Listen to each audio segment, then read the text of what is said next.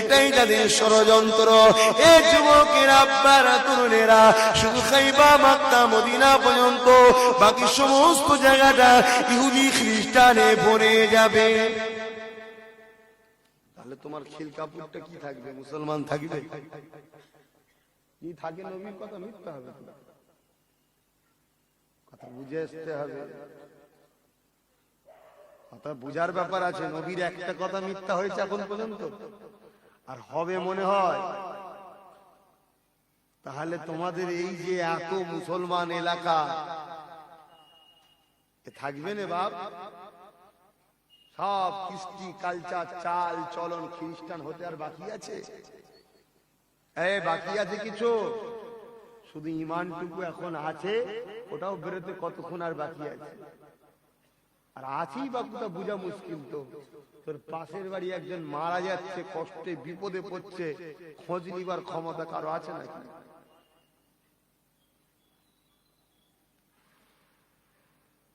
মুসলমান ছেলেমেয়েরা, আব্বারা, তরুণেরা, এ নবী পাকের প্রেমিকেরা, যারা ঈমান না থাকবে মদিনার জমিনে চলে যাবে।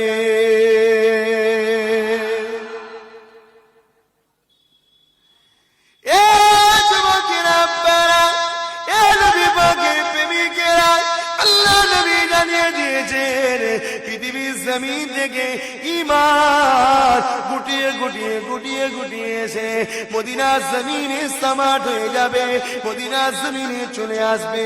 যেমন কিনা নবী পাক উদাহরণ দিয়েছে, সাপ নিজে শিকার করতে বেরোয়, আস্তে আস্তে করে নিয়ে নিজের গন্তব্যস্থলে গর্তই চলে আসে। মদিনা থেকে ইসলাম পৃথিবীর যুগেতে জাহির হয়েছে, ওই ঈমান আবার মদিনার জমিনে আবার পুনরায় ফিরে যাবে। এ ছেলেরা, যুবকেরা, আব্বারা, তরুণেরা, আল্লাহ নবী তাই বলেছে, শুনে রেখে দাও, পৃথিবীর জমিনে যেখানে তোমরা দেখো না কেন, যত উন্নতি দেখো না কেন, যত ভালো দেখো না কেন, আমি নবী পাক জানিয়ে দিয়ে যাই, মদিনা হলো সবার থেকে বেশি উত্তম। যদি তোমরা বুঝতে পারো তবেই তোমাদের জন্য উত্তম। এই